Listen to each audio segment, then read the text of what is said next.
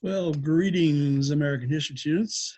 So this is as promised, chapter 26 notes. So obviously this is a video, so you can pause it, you can stop it, you can wait, whatever. So make sure you've got your books out and you're on chapter 26 on page 619. And I emailed you the outline a couple of days ago for resurgence. So you don't have that, get that. If you can read it from another screen, fine. If you want to print it out or whatever you need to do, have access to it. So when you got your note-taking device, some of you don't use it anyway, but whatever you're going to use for notes, when you've got that ready, when you got your book ready, then you can come back and start the recording again. Otherwise, this will be for chapter 26. We'll be taking the chapter 25 test. Of course, they may have already taken it by the time you see this, but and then chapter 26 coming week after next. Your thesis statements are due. Drafts of your thesis statement for your research papers are due, and over half of you still don't have a topic yet. So you need to take care of that. Time's going to run away from you. This is obviously a good opportunity to do your research, so you need to take advantage of that. So I assume by now you're ready to go. So chapter 26 is called Resurgence. So over the time period from 1981 to 1992, roughly a little bit over a decade, basically we're talking about the Reagan presidency and the George H.W. Bush presidency is pretty much what we're talking about there. So we think about presidents being assassinated, attempted assassination. Sometimes we forget just how many attempted assassinations there have been. Somebody took a shot at Harry Truman in the White House. From outside the White House. And there have been a number of attempts besides the ones that actually work. You might remember Teddy Roosevelt being shot too. So happened to Ronald Reagan as well.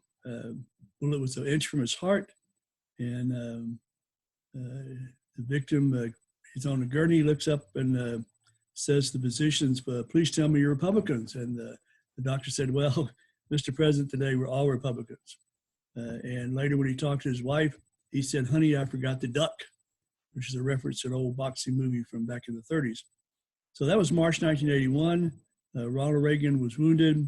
One of his people with him was killed. Another person received brain damage. Mr. Brady, that's where the Brady bill comes from. And so test questions already. So basically, Reagan's humor, even in that situation, his coolness, his ability to communicate, basically symbolize, the book says, a national spirit that reawakened during the succeeding decade. Okay, the attempt was made by a guy named John Hinckley Jr. just outside the Washington Hilton on March 30th, 1981. Besides wounding the president, Hinckley has also said wounded a Secret Service agent who did his job and took the bullet in the chest to make sure the president getting hit, a D.C. policeman, and the White House Press Secretary James Brady already mentioned, who suffered permanent brain damage. Interestingly enough, Hinckley claimed that he shot the president in order to impress an actress, Jodie Foster, if you're familiar with the old actress Jodie Foster, that he had seen in the movie. Kind of weird, but that's a strange way to show yourself off to your date, I guess. He figured this actress would date him if he killed the president. Very strange thinking or non-thinking going on there. Reagan was rushed to Washington General Hospital, and other interesting things were going on. So he's in the hospital in the White House. Several of his high-ranking cabinet members started crisis management, which is what you're supposed to do. And the two big concerns were, of course, defense measures and presidential succession. There was some concern at the time because we didn't know. They had to do with an actress that maybe the Soviets were involved because this was the height of the Cold War. And dislabeling the president would give the enemy an prime opportunity to attack the United States. In fact, the Pentagon assessment showed there actually was increased activity by the Soviet submarines off the East Coast during this time. So defense forces were put on standby alert. The president's succession question was made more difficult since the vice president, George H.W. Bush, was actually on board a plane en route to Texas, from Texas to Washington at the time. In his absence, the next person in line would be the Speaker of the House, and then the Senate president pro tem. However, Secretary of State Alexander Haig, who was a retired Army general, basically took control of the situation and said, as of now, I'm in control here. In the White House, pending the return of the vice president. Haig had the football. The football is the briefcase that has the nuclear release codes brought to him. Other cabinet members knew that Haig was wrong. He was not the person in line, but they let it go just so they wouldn't create a problem. Thankfully, the Soviets were not involved, and George Bush returned to Washington shortly to assume his actual job as taking care of the presidency. But there was a lot going on, a lot of fallout about that thing about Haig saying, I'm in charge. Hopefully, he was just saying that just to reassure people and not trying to do a military coup. But it was an interesting time. And the whole thing with Hinckley and Jodie Foster was interesting too. All right, so that brings us to what your outline calls the Reagan Revolution. So the Reagan years marked a change in the way things had been done before. Change in leadership, change in policies, change in attitudes that took place. Ronald Reagan, as an actor, as a speaker, he started off his career as a radio commentator. In fact, one of the old stories told about he was a sportscaster in Illinois, and he relied on ticker tapes, which was just kind of their version of digital information for games that took place in another city. There's a story told where the machine stopped working, and he made up minutes and minutes and minutes of baseball game just to cover what was going on. But basically, he was a confident guy, and he restored public faith in the White House. We'd had problems because of Nixon and what he had done. Well, you could really go back to Johnson in the Vietnam years and Nixon and his crimes in the White House and questions about Ford's leadership and different questions about Carter's leadership. So it kind of changed things, okay? Reagan brought new policy directions. He himself said a revolution of ideas has come about, okay? The revolution of ideas became a revolution of government. So that was what was called the Reagan Revolution. Basically, the Reagan Revolution revolves around two basic points. One is America must be strong, and Americans must be free. So to Reagan, the threats from the Soviets, the threats in Central America and Central Asia, we had to do something, okay, to show that we were still the free world leaders. In addition, we needed to recover economically. We'd come out of some bad times, and he felt like that part of the problem was big government, that needed to go away. Heavy taxes, that created problems. And so he wanted to also reduce the incursion of the government into the home, into the church, into the school. So those were all part of what was called the Reagan Revolution. And basically they were simple goals, and yet they were ambitious, but Americans felt that need. They wanted to feel freedom. They wanted to feel on top of the game again. Reagan never quite got there, but just the fact that we were on our way made a difference, okay? Time magazine actually published an article talking about the Reagan magic and basically how he had changed things. To a lot of people, he was like, what is it? He's an actor. Really, he'd been a governor in California. They'd forgotten that, but he was a grade B actor. He never was a superstar, but they didn't understand. He was not really an administrator or a manager, but he was a leader, which is a different sort of thing. All right, so first big topic on your outline there, if you're following in your book, page 621, has to do with what's called Reagan economics or Reaganomics. Economics is a big thing. We had a big economic recession back in the 70s. We had double-digit inflation, high unemployment, stagflation, if you remember that. Those things that helped Reagan to be elected, and he was going to take care of that. To him, the days of government spending sprees, those were over. So, a couple of test questions for you. First one has to do with Reagan's approach to economics. So his answer to handling inflation was what historically is called supply side economics. That's on your outline, supply side economics. It was popularly called Reaganomics, or to his detractors, it was called voodoo economics. Basically, the supply side approach, the idea is you want to lower inflated prices by increasing productivity and increasing the supply of goods, okay? If there's more goods out there, then using the law of supply and demand, you'll learn about next year, that basically means that the prices should go down. So higher productivity would also supply the goods that people wanted. They would have those goods, that would bring the prices down, that would make them happier, That would increase employment would be fuller. And so the supply side way of economics is the way that fit nicely into his conservative limited government approach. Cut taxes so citizens will have the incentive to earn, to save, and to invest. Encourage economic expansion by reducing the amount of government regulations that maybe were inhibiting businesses, and give more corporate tax breaks. So what is supply side economics compared to? Well, contrary to supply side economics, the idea of limited government was what was called Keynesian economics. That was named for the British economist John Maynard Keynes. Keynes believed that government should be actively involved in managing the economy. That kind of goes back, if you will, to the Roosevelt era, to the New Deal. That was about Keynesian economics. The key is the level of demand. So supply side has to do with supply. Keynesian economics has to do with demand. Supply and demand are the two big terms that we'll learn about next year in economics. Okay, so according to demand, Keynesian economics, if the public is not spending enough to keep up the level of demand, then the government increases its spending or cuts taxes, or both, to boost demand. If the demand level rises too high, then the government, that causes inflation, then the government basically cuts its spendings and or raises taxes. When the government increases its spending, the result, of course, is many times a budget deficit. But the budget is supposed to be brought back in balance when the demand level increases and people start spending more money, and the government can reduce its spending. So those are the two approaches. So the Roosevelt era, the era of the Great Depression, was more about the Keynesian economics. Government needs to be more involved. The Reaganomics idea was the government needs to be less involved and just try to help things. All right, so another test question. So how do we do that? Well, first off, taxes. Your outline talks about the tax acts. So the key to Reagan's approach was tax cuts. Okay, Congress, of course, wasn't sure they liked that, but they were afraid if they went against that, then that would cause voter problems. So he was able to get majorities in both houses to pass the Economic Recovery Tax Act of 1981, which is on your outline. Economic Recovery Tax Act of 1981.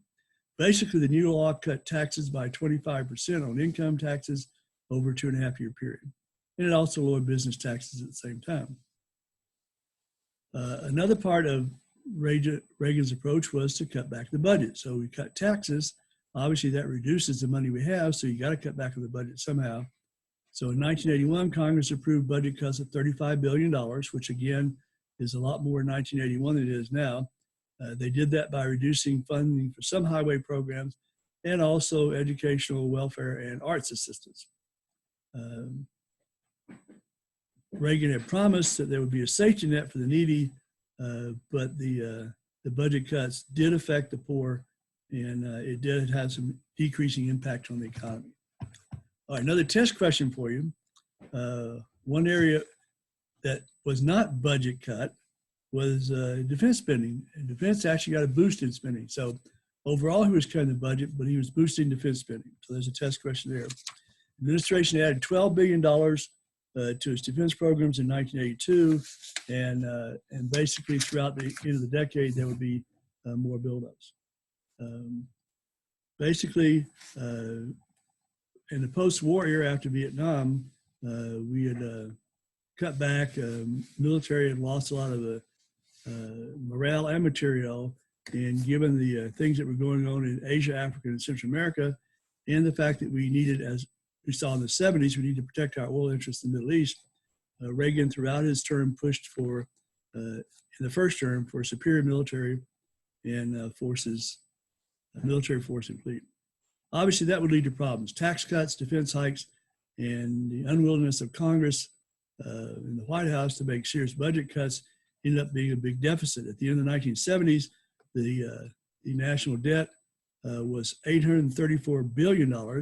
By 1990, it was $2.3 trillion, which again is, as you know now, is in the 20-some trillion dollars. And in reality, it was pretty close then.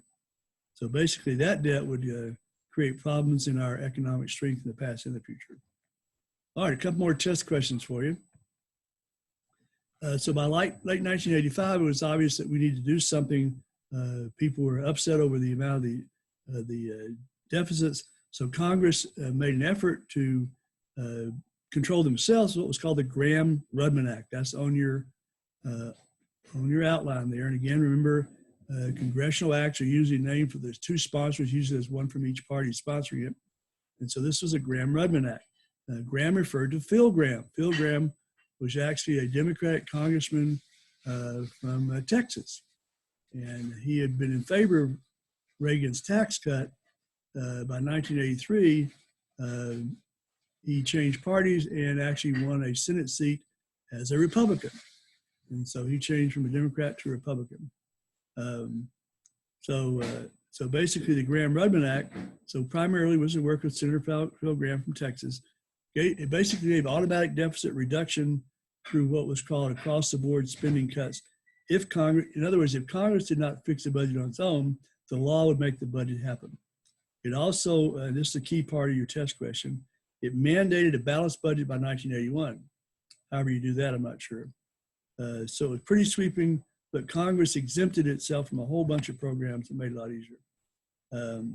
But to a lot of Americans, the idea of budget cuts was okay as long as somebody else's budget was being cut. Most people like that, you know.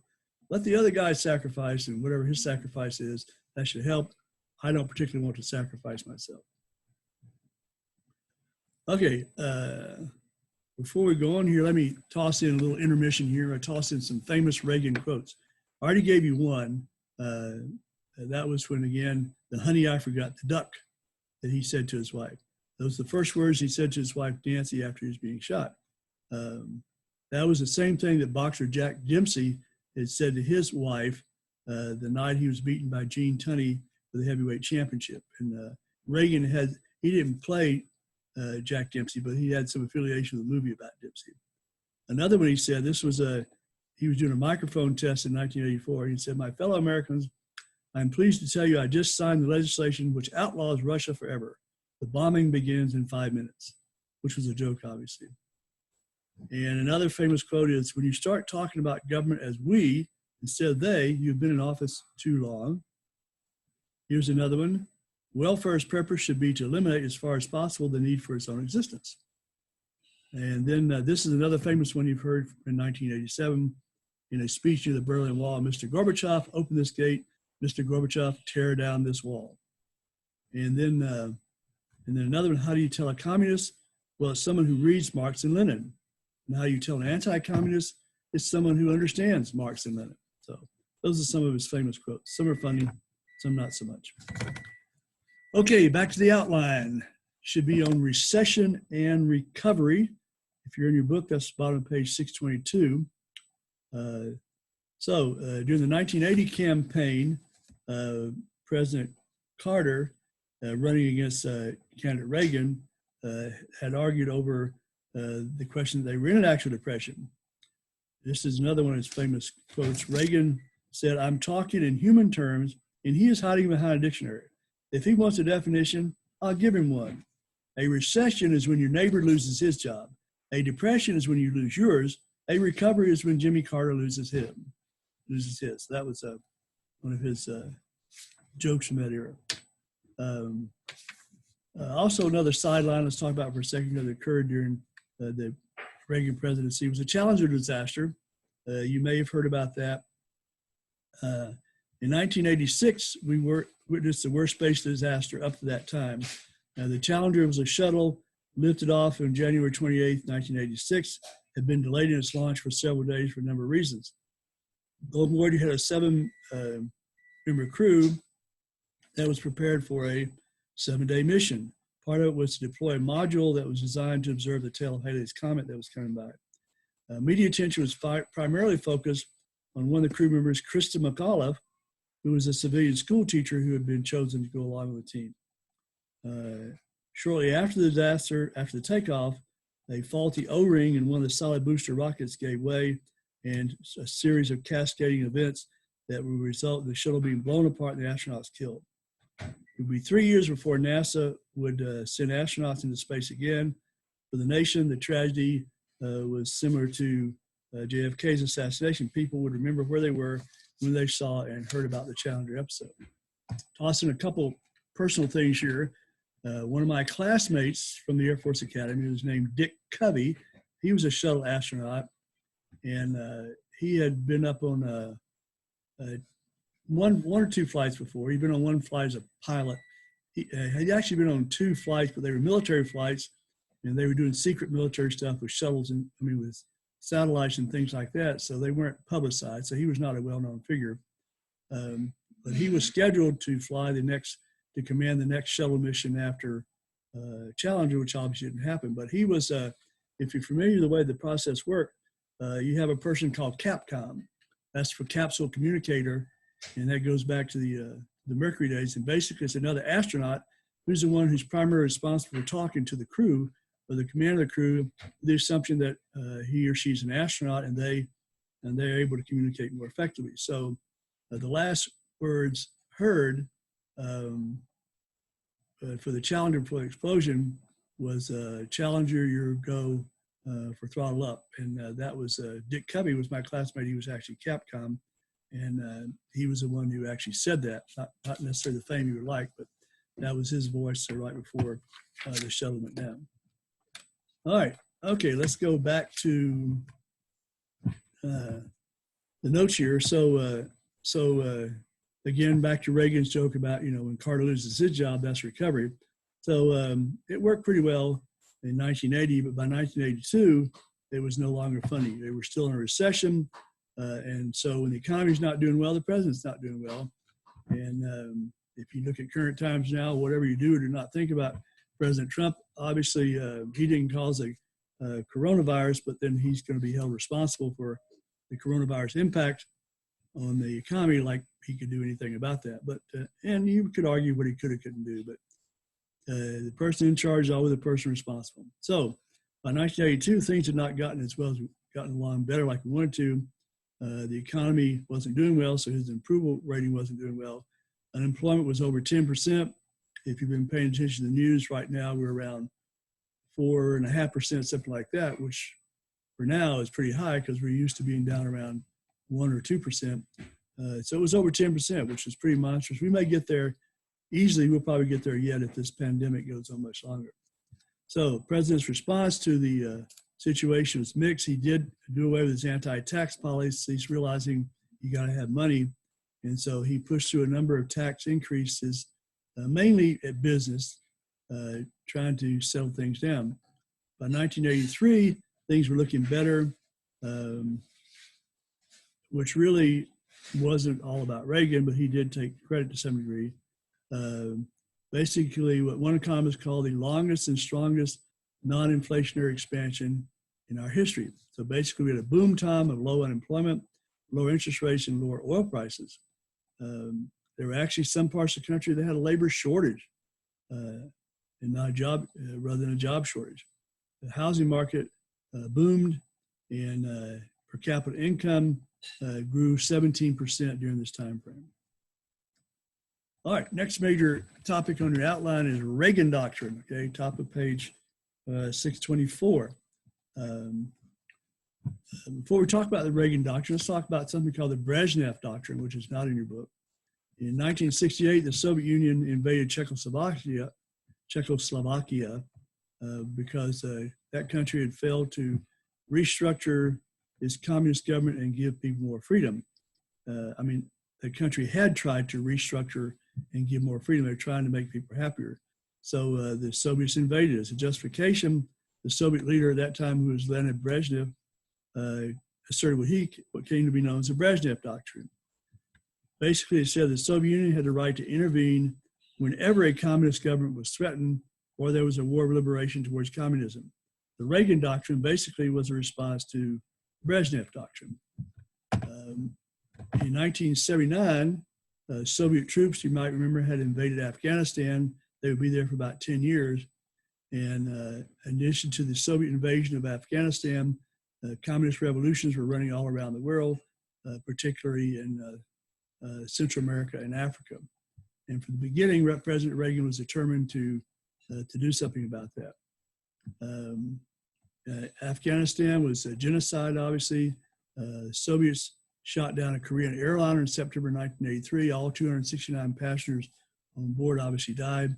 In 1985, an American Army Major, Arthur Nicholson, was murdered in East Germany. And so Reagan used the term evil empire, which George W. Bush obviously would revive later. One of the key parts of Reagan's foreign policy was what was known as the Reagan Doctrine. There's a test question on the Reagan Doctrine, so make sure you got some notes by that on your outline. Basically, the Reagan Doctrine pledged American support to insurgent battle groups that were battling communist governments in the third world. So if you were a group trying to kick the communists out of your country, we were all about helping you. That was the Reagan Doctrine. So basically, we sent military and economic aid to anti-communist fighters on 3 different continents, basically putting pressure on the communists in the area and, of course, Moscow as well. And it also created some problems home-wise because Congress didn't always agree with what the president was doing.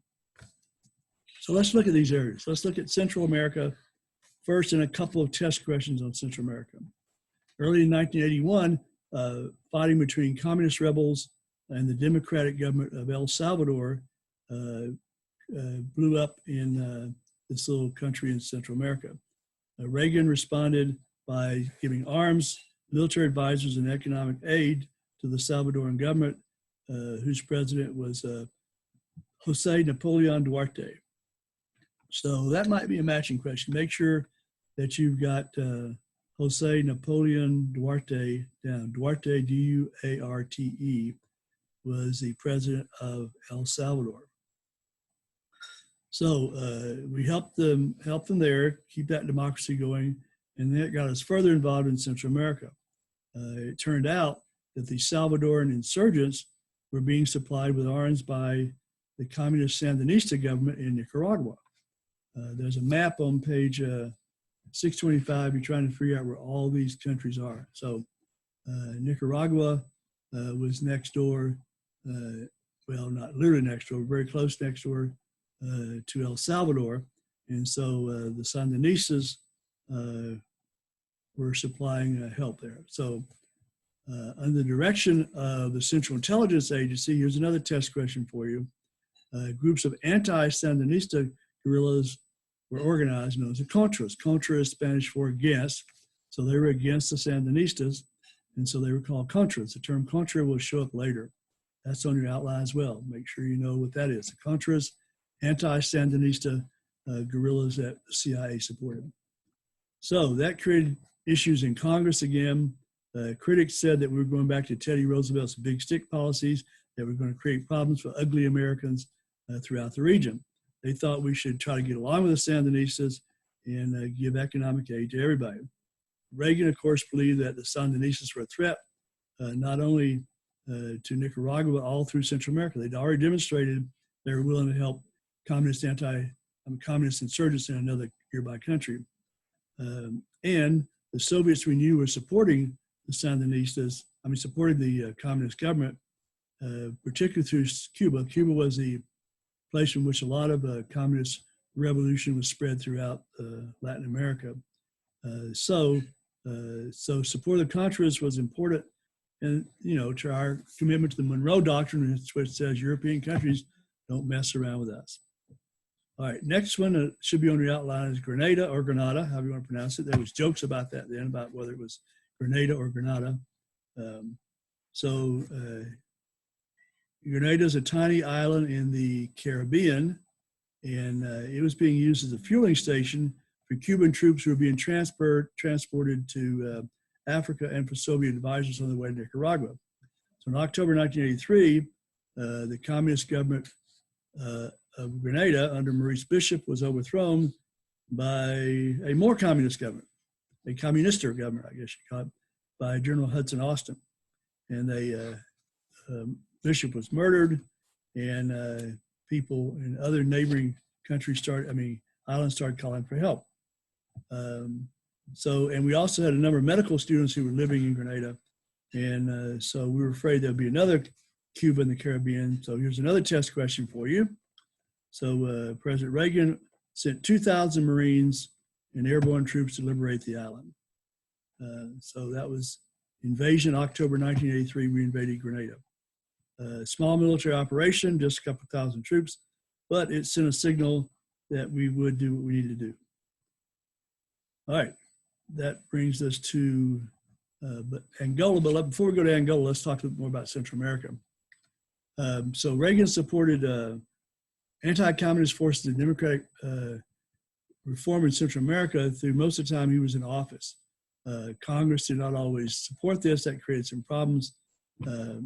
Reagan tried to explain why he wanted to do that. He said the determined propaganda campaign has sought to mislead many in Europe, and certainly many in the United States, as to the true nature of the conflict in El Salvador. Very simply, guerrillas armed and supported by and through Cuba are attempting to impose a Marxist-Leninist dictatorship on the people of El Salvador as a part of a larger imperialistic plan. If we do not act promptly and decisively in defense of freedom, new Cubas will rise from the ruins of today's conflicts. We will face more totalitarian regimes tied military to the Soviet Union, more regimes exporting subversion, more regimes so incompetent yet so totalitarian that their own citizens' only hope becomes that of one day migrating to other American nations, as in recent years they have come to the United States. So that was kind of his statement about it. All right, now we can go to Africa, to Angola, okay? It's also on your outline. In Angola, again, I already mentioned that Grenada was being used as a fueling station for Cuban troops going to Africa. Basically in Angola, 35,000 Cuban troops, along with some Soviet advisors and Soviet weapons, basically were keeping the communist regime going. So, a test question for you. So, Congressman Jack Kemp, you may have heard that name before. Congressman Jack Kemp persuaded President Reagan to begin funding, sending supplies to Savimbi in 1986 to oppose those. Several test questions here. So the aid to Savimbi was critical and decisive. By 1988, the Cubans and the Soviets were starting to withdraw from Central Africa. All right, that brings us to Afghanistan. We'd already mentioned Afghanistan earlier. Afghanistan was sometimes called Russia's Vietnam. We were there we were in Vietnam for a long time, but roughly it was a 10-year period of actual fighting. And the Soviets would be in Afghanistan for about 10 years, from 1979 to the fall of the Soviet Union in 1989. They kind of coincide. So because of the fact it was costly and inconclusive, the war in Afghanistan has many times been referred to as Russia's Vietnam.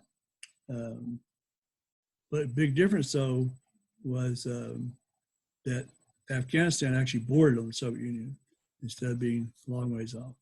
All right, so let's go back and look at Afghanistan, toss in a couple more test questions.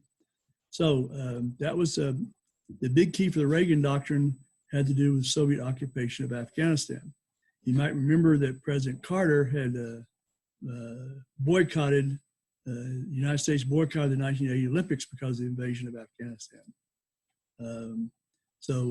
Since the 1979 invasion of the Soviets, they had fought a war against, not only against the guerrilla Mujahideen, so I think that's on your outline, the Mujahideen is a test question.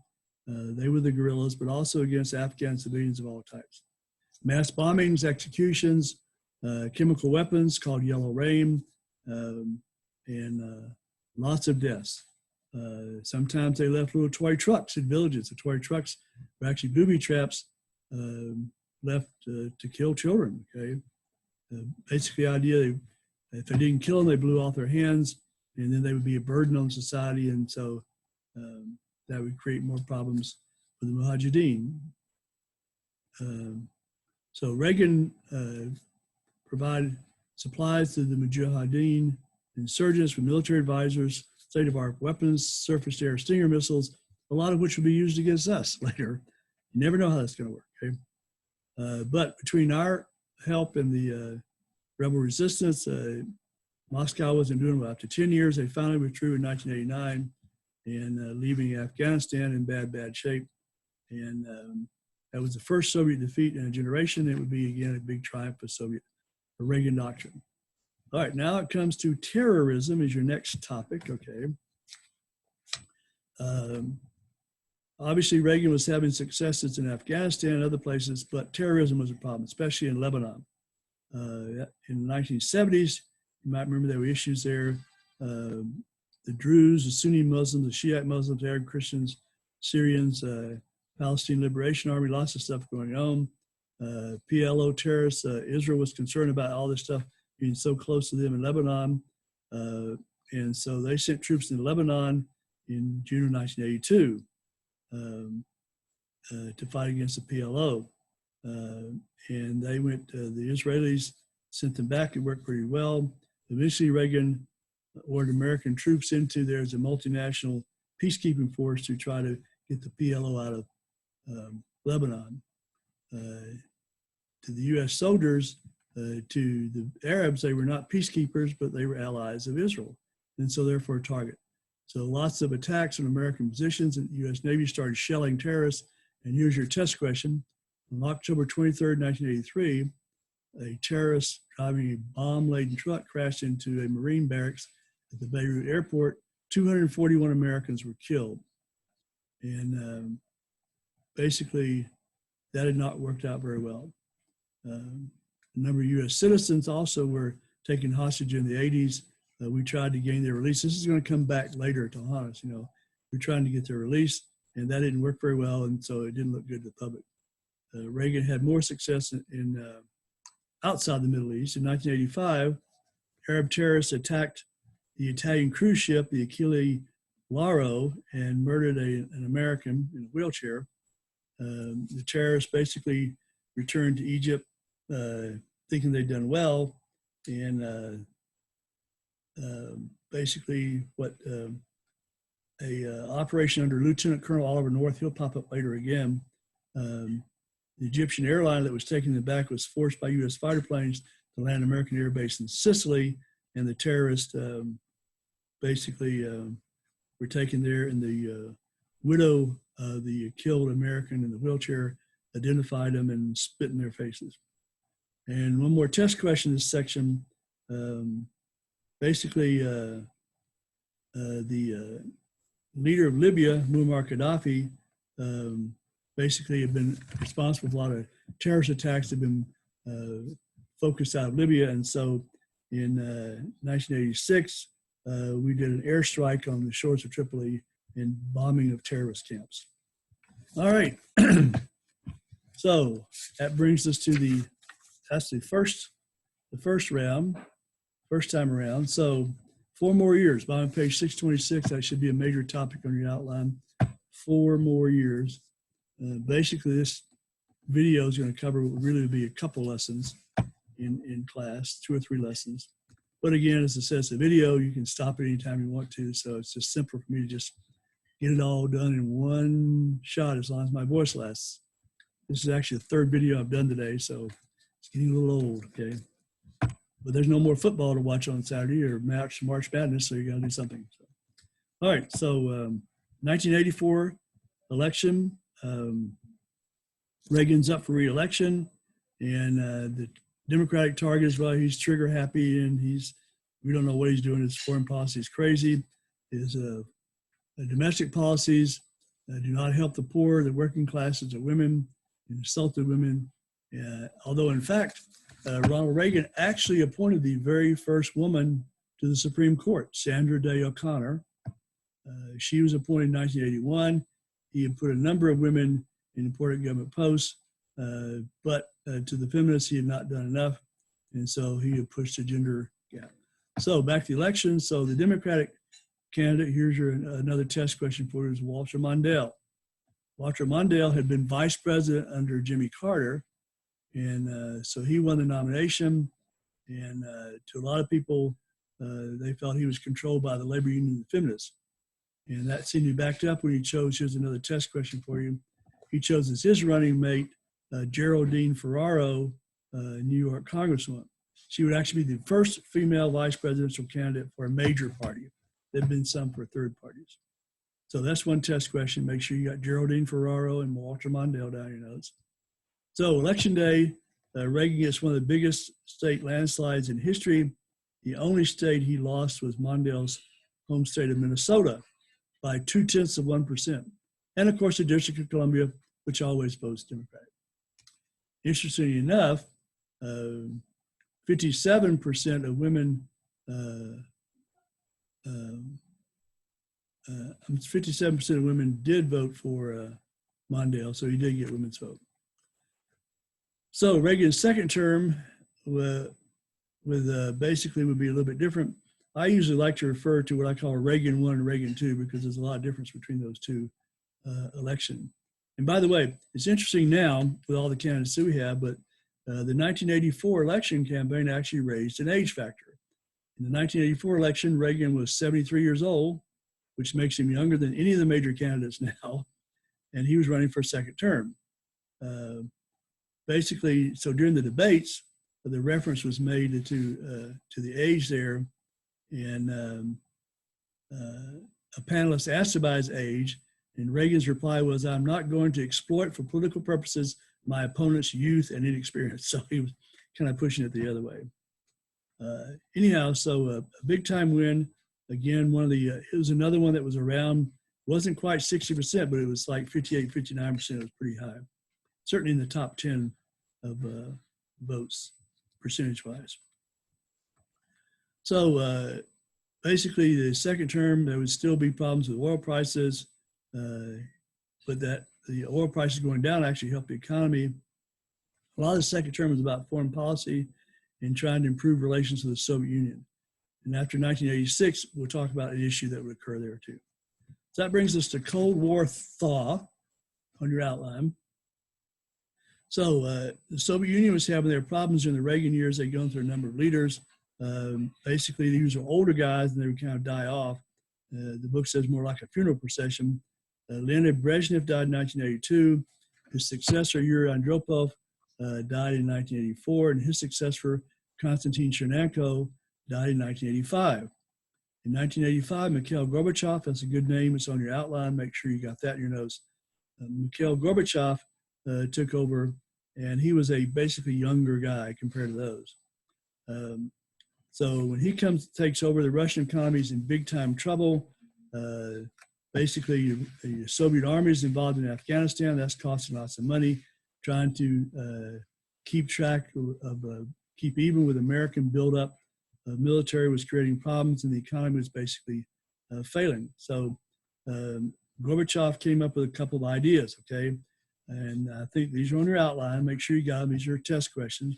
There are two words should be on your outline, perestroika and glasnost, okay? So perestroika literally means restructuring, okay? So his idea was, I'm going to restructure the Soviet economy and basically go to more free market policies and private ownership. That basically, essentially, he was saying communism doesn't work, which we all knew that. Just took them a while to figure out. Communism doesn't work. So go to free market, more not totally, but more free market policies, more private ownership, okay? To try to become more part of the Western economic mainstream. That was the first word, perestroika. Second word was glasnost, okay? Glasnost basically means openness. In other words, we're not going to be the tight controlled society anymore.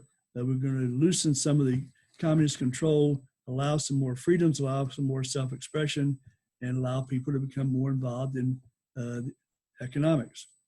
So perestroika didn't work too well. He did some things, but it really did more to raise expectations than it did actually work. Glasnost maybe was too successful. By allowing freedom, people wanted more freedom, and so you had more talking and more questions and more issues, created some problems for itself. And of course, the Soviet Empire, we sometimes forget, we picture the Soviet Empire as just basically being Russians, but it was a lot more than Russians. And so the attempt was, the idea was to make things work better. In fact, there was a large Muslim portion of the population in some of the countries that were under their control. So the glasnost led to people calling for more freedom. And so basically, kind of like what happened in Tiananmen Square in China, the response was tear gas and bullets. Glasnost worked better on the edges of the Iron Curtain, where some of these Eastern European governments started kicking out the communist governments, okay? Starting in 1989. Germany, which had been divided since World War II, was united in 1990. All right, so several test questions here, okay? Several test questions, so get ready here. So during his second term, Ronald Reagan made a shift in how he treated the Soviets. He tried to improve relations with the Soviets diplomatically. He met with Gorbachev on 5 different occasions during his last 3 years in office, and they were trying to reach an agreement on START. That's in your outline. START, Strategic Arms Reduction Talks. Okay, you might remember way back in the 70s we talked about Strategic Arms Limitations Talks, the SALT talks. These were START talks. Okay, and he was trying to get an agreement to where they actually cut the size of nuclear weapons in half. Instead of slowing growth, let's just get rid of some of what we have. So that's a couple of test questions in there. At the Washington Summit in 1987, Reagan and Gorbachev signed the Intermediate Nuclear Forces Treaty, the INF Treaty, which basically eliminated most of the medium-range missiles from Europe. So that's another test question. So 1987, Washington Summit, the Intermediate Nuclear Forces Treaty eliminated most medium-range missiles in Europe. That was very important. The Soviets, to them, a medium-range missile, when it's just 1,000 miles away, is not a medium-range missile. If you can fire a missile and hit Moscow, then that's not medium range. I actually wrote a paper on that during my Air War College training, arguing that, they had to see it differently, because they weren't, those were strategic weapons. They weren't tactical weapons from the Soviet point of view, and it makes perfect sense. So while Reagan is trying to do these things, he's also trying to put pressure on the Soviets at the same time as well, trying to do this carrot and the stick at the same time. He kept supplying weapons to anti-communist forces in Asia and Africa, and he also developed something called the Strategic Defense Initiative. That's a test question.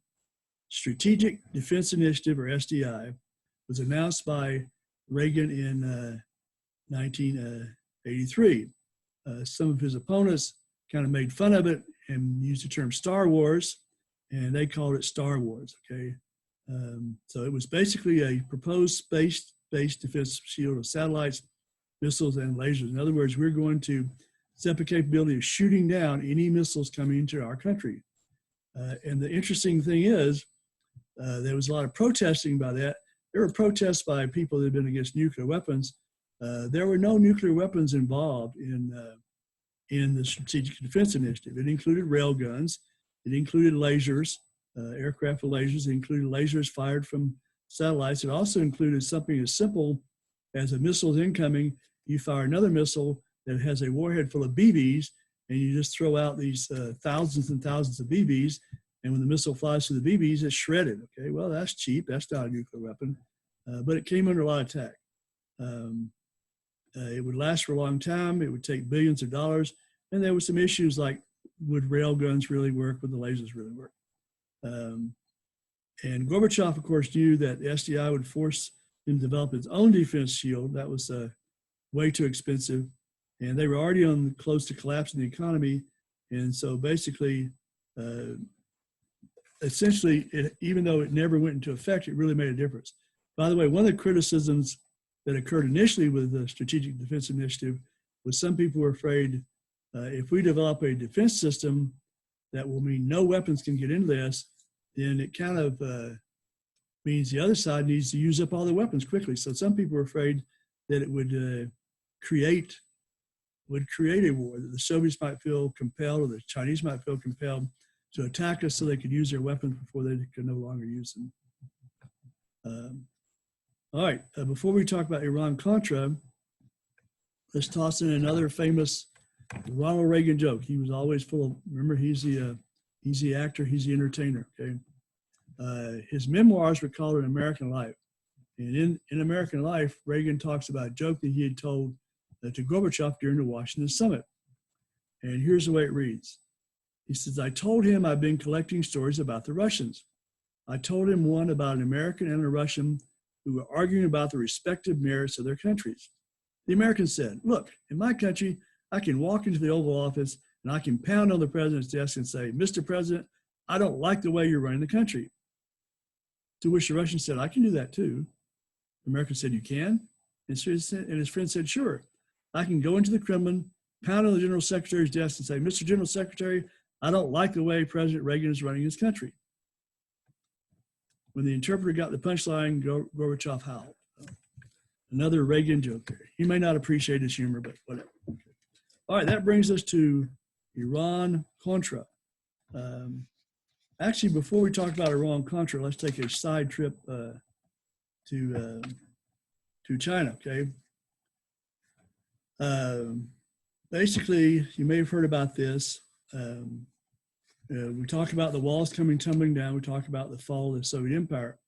And we don't have people walking around the Soviet Empire for 7 days blowing trumpets or whatever. So, but the Soviet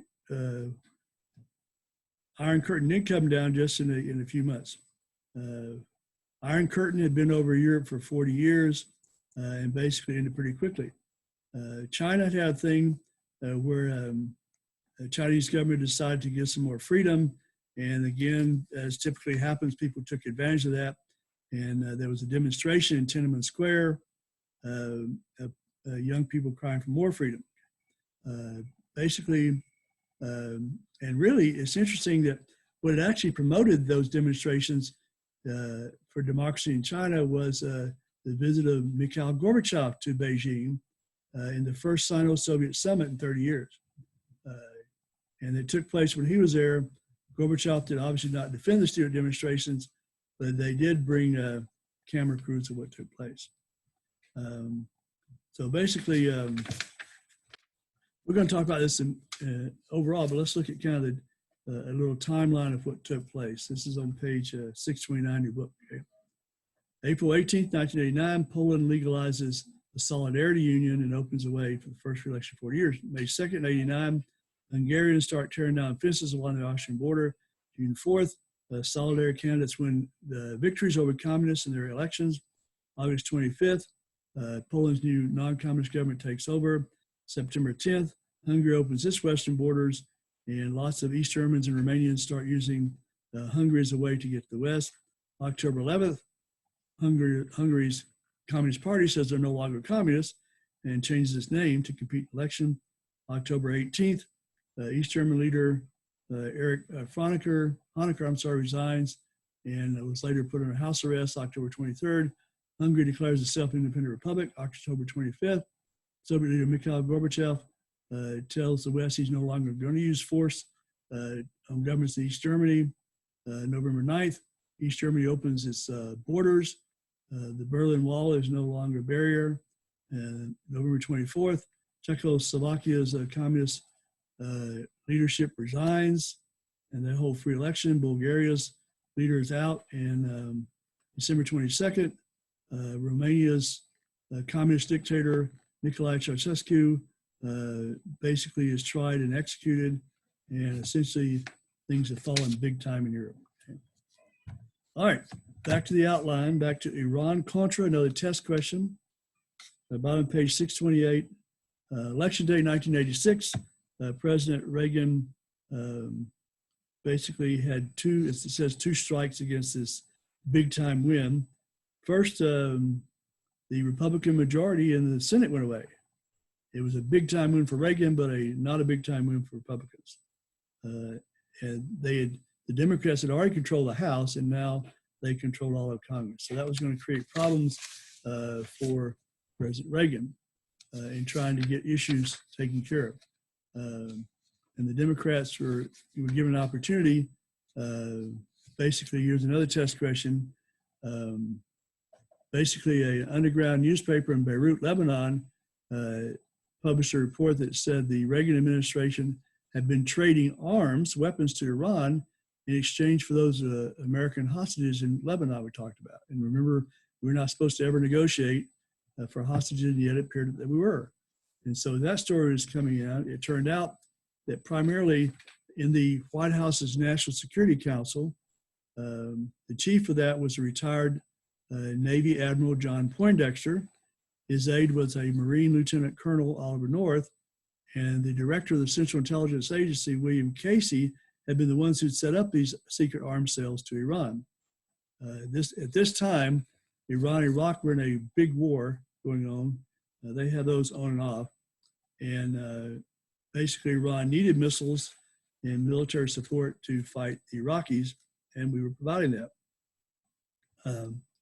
Basically, we had some interest in, maintaining some ties to Iran, and so we knew that the Ayatollah Khomeini, who had led the Iranian Revolution in 1979, was getting close to running out of time, and so we were hoping to be able to have a good relationship with his successor. We're also hoping again that by selling these weapons, that Iran would be a kind of a third-person negotiator with the Lebanese. So that led to even more stuff. It turned out the money that was gained from selling the weapons was funneled through Swiss banks and was used to supply the Nicaraguan Contras we talked about earlier. And basically, Congress had said the president wasn't allowed to do that. So we were negotiating with the Iranians. We weren't supposed to do. We were selling weapons to them and using the money that we made from that to do something else we weren't supposed to do. That became what was known as the Iran-Contra affair. And at the time, Congress had cut off military aid to the Contras under what was called the Bowen Amendment. And so now the White House is kind of put in a bad situation. We got these Iranian arms sales, and basically we were paying ransom to kidnappers we're not supposed to do. And we have a Democratic-controlled Congress that are ready to call these guys criminals for doing that. Whether Reagan was involved, that's another one of those big questions. He kind of kept himself out of it, but it did raise questions about, did Reagan know what was going on and he was part of the problem? Was Reagan a poor leader who didn't know what his people were doing, which is a problem? Or was Reagan maybe senile, getting too old, and that would be a problem? So all those were issues that were tossed about. So investigations went out through 1987, congressional hearings, TV, all that stuff. Basically, the White House's opinion was a Bowen Amendment did not apply to the President's National Security Council. Not sure how you figured that, but anyway, Congress obviously disagreed. Eventually, Oliver North and Admiral Poindexter were brought to trial, and they were convicted on some lesser criminal charges. When it was all over, finally, the North's indictments were overturned by appeal in 1990. So even though the Iran-Contra affair was kind of bringing things to a poor end, the president himself still was popular and was the only, if you think about it, it's kind of surprising here, but was the only chief executive in a generation to complete 2 full terms. If you think about that, it goes all the way back to Eisenhower. Kennedy was killed in his first term. Johnson did 1.5 terms. Nixon did 1 and a little bit more terms. Ford finished out his term. Carter was just 1 term. And so basically Eisenhower had been the last time. So, all right, so 1988 election is rolling around, and that means he's not going to run again. So we have Democrats and Republicans trying to figure out who's going to make it. So number of names that pop up, a couple of test questions. One, of course, is Jack Kemp. We already talked about Jack Kemp earlier. He basically was one of the ones who said, hey, I'm one of the Reaganomics guys. I was responsible for this. I've been involved helping a lot. And so Jack Kemp was a big candidate. Pat Robertson, the TV evangelist, representing the religious right, was also trying to take over. But the one that came out on top was Reagan's vice president, George H.W. Bush. So make sure Jack Kemp and George H.W. Bush are in your outline, in your notes along with Michael Dukakis, right? So George H.W. Bush was not quite as conservative as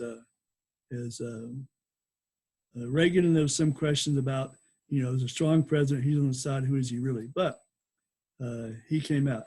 Lots of Democrats, obviously. The one that came out on top was Governor Michael Dukakis of Massachusetts, won the Democratic nomination. So all those names you need in your notes: Jack Kemp, George Bush, and Michael Dukakis. Republicans had their convention in New Orleans, and Bush was able to get support as Reagan's guy, and he was a follow-on to the Reagan guy because he'd been Reagan's vice president for 8 years. To strengthen his position, here's another person for you. His running mate was Dan Quayle from Indiana. Dan Quayle was a young guy, and that was kind of balancing the age thing there. So big win for Bush. In many ways, it was essentially winning for Ronald Reagan. He was kind of follow on, okay? Interesting enough, you say, well, people have been vice president, become president. This is actually the first time since 1836 that a vice president had become president. That goes all the way back to Andrew Jackson's vice president, Martin Van Buren, who was elected in 1836. That had really not happened before. By the way, another little interesting trivia thing there, Michael Dukakis was actually governor of Massachusetts at the time. He was the first sitting governor to run for president since Adlai Stevenson, as governor of Illinois had run in 1952. All right, that finishes out the Reagan presidency. We'll do a few more pages on the Bush presidency and we'll be done. I know this is long, but again, you can stop and start it whenever you want to. Okay, so Bush presidency on your outline in your book on page 632. So Bush had been vice president under Reagan for 8 years. Reagan was popular, but Bush inherited some problems. Economics had been going down and there were foreign policy challenges, okay? But he was able to deal with the foreign policy stuff and not able to deal so well with his domestic issues, okay? Before we do problems at home, look on page 632. There's a little sidelight there. There's a test question on there's actually a couple test questions on the 27th Amendment. Okay? So one of the things that took place during the Bush administration was the adoption of the 27th Amendment. The interesting thing is the 27th Amendment was actually written by James Madison over 200 years ago. Okay, Madison's original First Amendment. It was one of the original. Actually, Madison's first. There were 12 amendments that were proposed by James Madison to satisfy the Anti-Federalists, and 2 of them were not passed. Okay, neither one of them passed. I'll talk about the 27th Amendment. The other one didn't pass.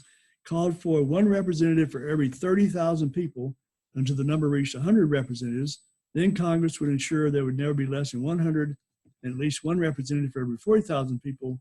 When the number of representatives reached 200, Congress was to make sure the number never dropped below that point, and there was at least 1 representative for every 50,000 people. Based on that, if that amendment had been passed and we lived with that for 200 years, we would now have over 5,500 members of Congress. You imagine what little gets done now, you can imagine what that would be like. All right, so let's go back to the 27th Amendment. Again, a couple of test questions there. So this was actually one of the original 12. Basically, it had failed at the time. Because as I mentioned, Madison had offered 12 amendments, and one of the 2 said, no law varying the compensation for the services of the senators and representatives shall take effect until an election of representatives shall have intervened. Which means basically Congress can vote a pay raise, but they can't get it unless they get reelected and come back to the next Congress. So it was not adopted, but it didn't have a time limit on it. We talked about time limits on the Equal Rights Amendment. This one did not have a time limit, so it just kind of hung out there, okay? Only 6 states had ratified it in 1792. Ohio made it 7 in 1873. So finally, in the 1980s, taxpayers were upset with the way Congress would vote itself pay raises. I remember particularly one time in, I think around the 80s, Congress gave themselves a pay raise in about March, early in the year. And then in the fall, it was time to look at the budget for the next year and look at for pay raises for the military. I was in the military, active duty then, and other government employees. Congress said, well, we can't afford pay increases. The budget cannot afford that. We have this big budget deficit. You can't afford that. And we're not going to give ourselves a pay raise either.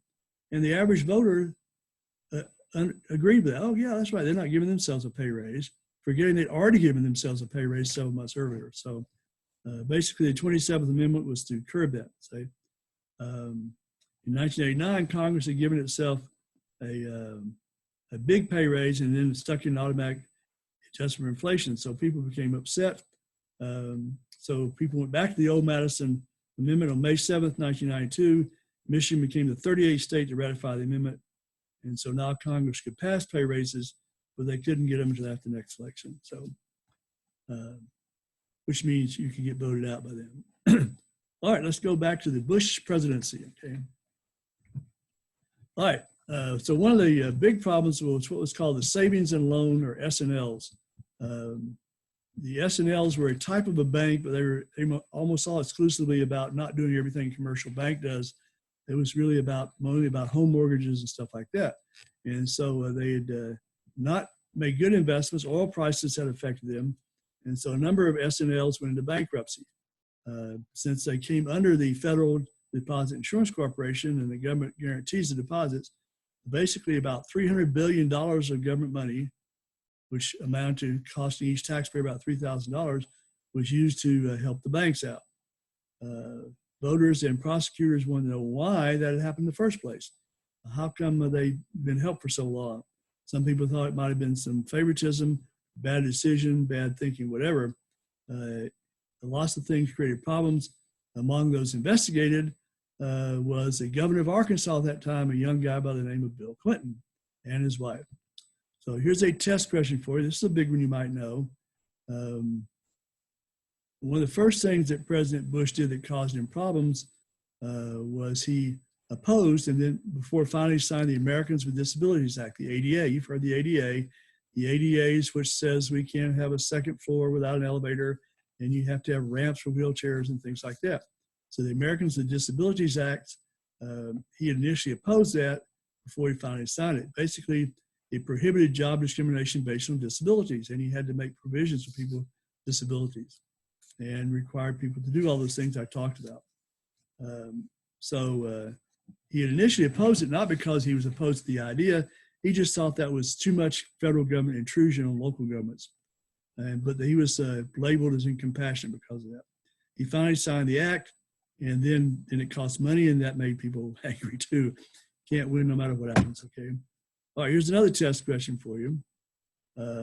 Probably the biggest, and most people would agree this is the biggest mistake he had, was breaking a promise. During the 1988 presidential campaign, when the issue came up about taxes, Bush had said, "Read my lips, no new taxes." And so people said, all right, we agree with that, and that's part of why I got elected. But things got bad enough that eventually Bush was forced to agree that the only way out of the financial situation was to increase taxes. And so he had to rethink that, and Democrats persuaded him to do it. He agreed to a budget deal that would increase taxes. And although the president and Congress all agreed on it, Bush, of course, took the blame because he said no new taxes. Okay. All right, let's do a couple of side things before we go on here with Triumph Abroad. One of Bush's first involvement in foreign affairs came in South America. Since 1985, the Panamanian leader was a guy named Manuel Noriega, and he was involved in drug trafficking. He's the president of this country. He's involved in drug trafficking. Remember, under President Carter, Panama had regained their country. And so he was involved in drug trafficking and selling American technology to other countries, okay? In 1989, he lost his re-election, but he said, election wasn't any good, I'm still president. So in December of 1989, we sent a military operation in Panama called Just Cause, and to try to bring Noriega to justice. Primarily, we were arguing for the security of U.S. citizens in Panama and the canal zone itself. So December 20th, forces landed pretty quickly. Noriega surrenders. 23 U.S. Marines and 500 Panamanians died. Noriega was brought back to the United States. He was charged and convicted of drug trafficking, racketeering, money laundering, and he got a 40-year sentence to be served in Florida prison. I think he eventually died in prison. All right, that brings us to Triumph Abroad, okay? All right, so under the Bush administration, so actually by 1989, when the Soviet Union finally collapses, Reagan's gone. So really, George H.W. Bush is the one who oversees the final collapse of the Iron Curtain. By the time he left office, there was no Soviet Union and there was no communism in Eastern Europe. But that doesn't mean bad things go away. So our new problem ended up being in the Middle East and the Gulf War would be Bush's finest hour, but too early to get him reelected. Okay. So confrontation. So here's a test question for you then. and an error in your book, okay? If you look in the book there, August 2nd, 1990. If your book hasn't already been changed, you can change that to 1990. August 2nd, 1990, Iraq, with their leader, Saddam Hussein. Actually, whether you say Saddam or Saddam changes the meaning. I'm not sure which is which, but anyway. Saddam Hussein and the Iraqis invaded the tiny nation of Kuwait. If you look on page 635, there's a map. You can see Iraq and tiny little Kuwait there by Saudi Arabia. So they invaded Kuwait. Kuwait couldn't deal with the Iraqis, of course, and so now he's in Kuwait and maybe headed for Saudi Arabia. And of course, the Saudi Arabians get nervous, and we're afraid, everybody's afraid that they might be able to take over pretty much most of the world's oil supply. So President Bush said this will not stand. So using the Security Council of the United Nations and other United Nations operations, we coordinated first a defensive operation called Desert Shield in the fall, and basically to go to Saudi Arabia and keep the Iraqis from going further. The United Nations had an overwhelming support of that, to use military force to push the Iraqis if they did not out of Kuwait. They were given a deadline of January 15th, 1991 to withdraw. The Allies, they list several, I'll list all of the nations, were along with the United States, Kuwait, Saudi Arabia, Great Britain, Egypt, France, were Bahrain, Bangladesh, Egypt, France, Kuwait, Morocco, Niger, Oman, Saudi Arabia, Senegal, Syria, United Arab Emirates. United Kingdom. Those were all part of the Gulf War coalition. So basically, the Allies put a force of 700,000 in Saudi Arabia. Before that, again, we tried everything we could diplomatically to get them out. By the way, besides the Allies, Czechoslovakia and Poland also sent medical support teams as well too. So basically, everything failed on January 12th, 1991. The U.S. Congress voted authority for President Bush to use military force to get Iraq out of Kuwait. The first time we had declared war since World War II. So that was our deadline. On January 16th, President Bush ordered a massive military assault called Operation Desert Storm. So Desert Shield was a defensive operation in the fall. Desert Storm was the offensive operation in January. There's a test question for you there. The commander of the Allies was American General Norman Schwarzkopf, Schwarzkopf. He said, now you must be the thunder and lightning of Desert Storm. So the war started with bombing, 5 weeks of massive around-the-clock bombing covered by TV. Allied bombers, fighters, and missiles fired from ships. My nephew was on one of those ships in Desert Storm. He was in a ship in the Persian Gulf that was there to deal with injured people. So basically, we pretty much had air superiority. The Iraqi Air Force was knocked out of the competition pretty quickly. We destroyed communication networks, airfields, bridges, roads, chemical weapons plants, missile launching sites, although there were chemical weapons fired into Israel and fired into other places. Then once we'd done that for 5 weeks, we also started bombing tanks and artillery and stuff like that. All right, that was the first stage, okay? Basically, Iraq actually had the fourth largest army in the world before the Gulf War, fourth largest army in the world, but nothing compared, of course, to the United States and its allies. Technologically, they weren't there, particularly in the air. The Allies maintained total air domination. Large aircraft like AWACS and STARS helped coordinate stuff on the ground. Bombing missions flown by F-15, F-16 fighters. We even took B-52 bombers over there to bomb F-117 stealth fighters, A-10s with close air support. Also, there were nightly news broadcasts. Tomahawk missiles were fired from the decks of ships. They went over 1,500 miles. They could fly 1,500 miles and land within a couple of feet of their target. Maverick missiles on board Navy fighters were also used. One of the weaknesses in our system was our defense missiles. Our Patriot missiles that were intended to shoot down the Iraqi Scud missiles sometimes missed or sometimes didn't work. But technologically, it was a big win. The global positioning system, GPS, was an important thing that was used during that war. So go back to your outline. It says the 100-hour war. So we did our 5 weeks of pounding, and the second stage was a ground attack. On February 24th, American, Arab, and British troops assaulted all the Iraqi positions in Kuwait. The Iraqis thought this was the main thing, but while this was going on, American, British forces and French units moved into southern Iraq, west of Kuwait, and basically swept around Saddam's army, cut them off, and basically by the thousands, Iraqi soldiers deserted or surrendered. Some Iraqi units did fight very, very well, but with no communication, they were eventually destroyed. So here's another test question for you. On February 27th, just 100 hours after the Grand War began, President Bush said, "Kuwait is liberated, Iraq's army is defeated, our military objectives are met. No one country can claim this victory as its own. It was not only a victory for Kuwait, but a victory for all the coalition partners. This is the victory for the United Nations, for all mankind, for the rule of law, and for what is right."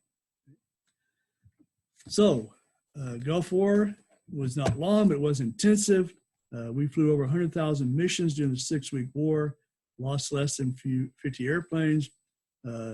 We only lost less than 200 men and women, destroyed 4,000 enemy tanks, captured 50,000 prisoners, and basically destroyed an enemy force of 500,000.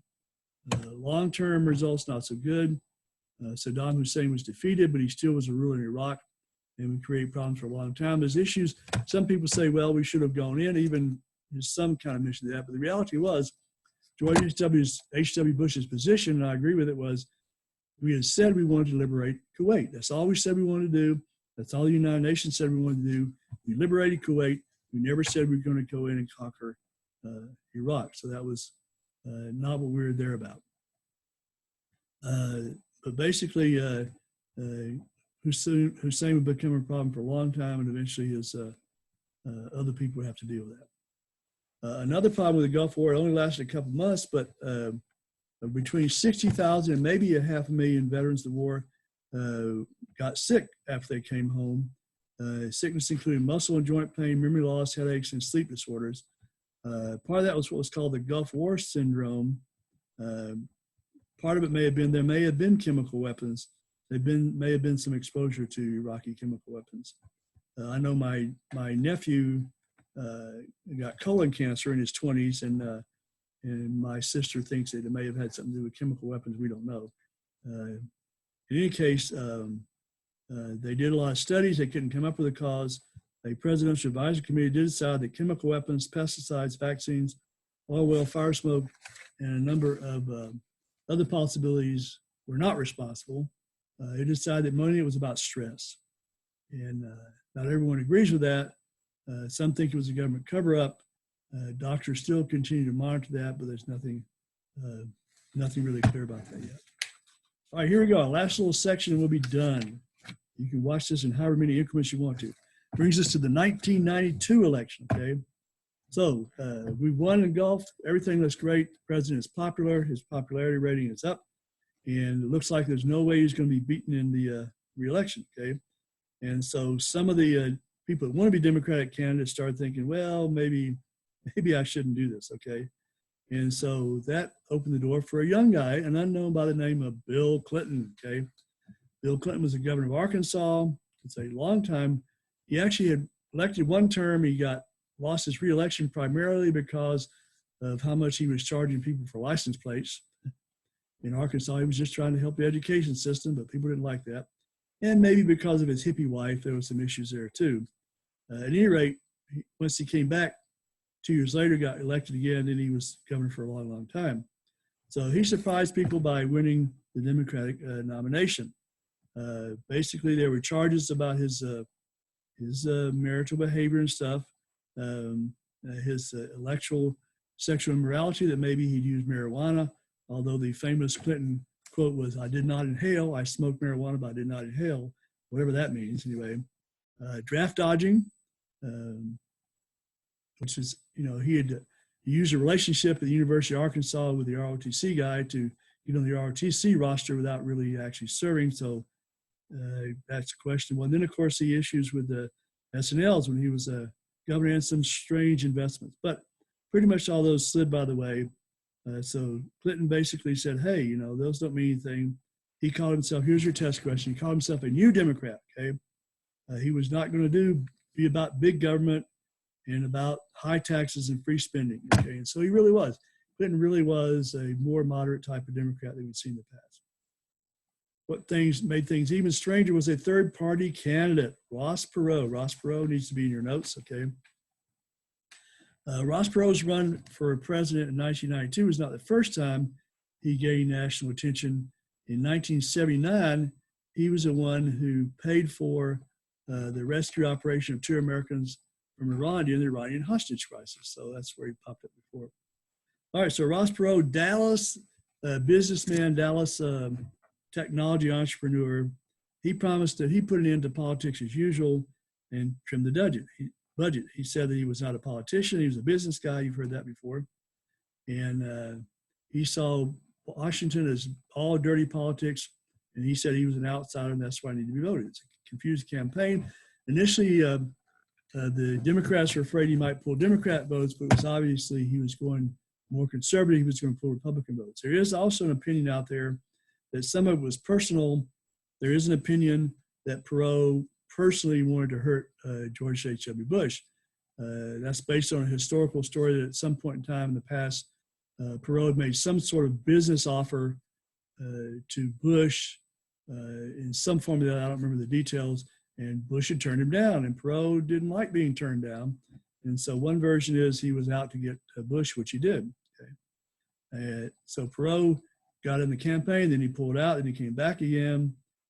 Bush's campaign was mainly on Clinton's moral issues and called him another tax and spend liberal, although that really wasn't true. So Clinton, here's another test question for you. Clinton, obviously based on what happened, kind of try to stay away from the Gulf War, made his emphasis about the recession that had taken place after the Gulf War and made economy his issue. It's the economy, stupid. So there's no Cold War, no foreign threats, and people only worried about domestic issues. And so election day, 1992, Congress rejected Bush. Not a big win, but basically Clinton won. Democrats lost a little bit in Congress, although they still control the Senate and the White House. And I'm sorry, Senate and the House.